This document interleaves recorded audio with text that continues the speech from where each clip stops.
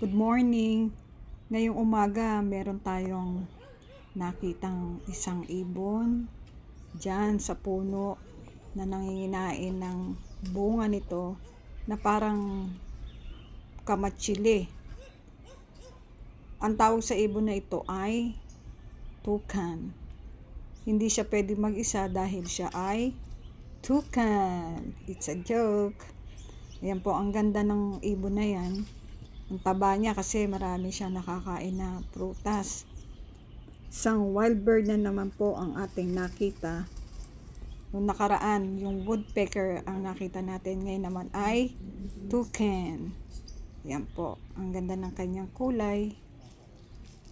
Pang good vibes ulit ang ating nakitang ibon na ito.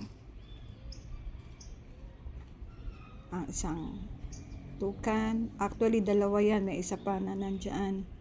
Hindi lang natin masyado siyang napokusan. Marami dito mga pag-alagalang mga ibon, gaya ng parrot, at meron pa mga iba na malalaki, ng agila, at mga maya, may hummingbirds din. Yan yung makikita natin dito sa paligid lang ng farm dito sa Brazil, na malaya silang nakalilipad at kumakain ng mga prutas sa mga puno na nakikita nila dito sa ating paligid. Hindi po pwedeng hulihin ang mga ibon na yan, bawal po. Kaya i-enjoy lang natin palagi ang panonood sa kanila.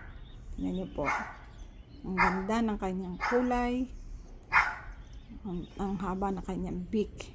Isa po sa kilalang ibon po yan dito po sa Brazil.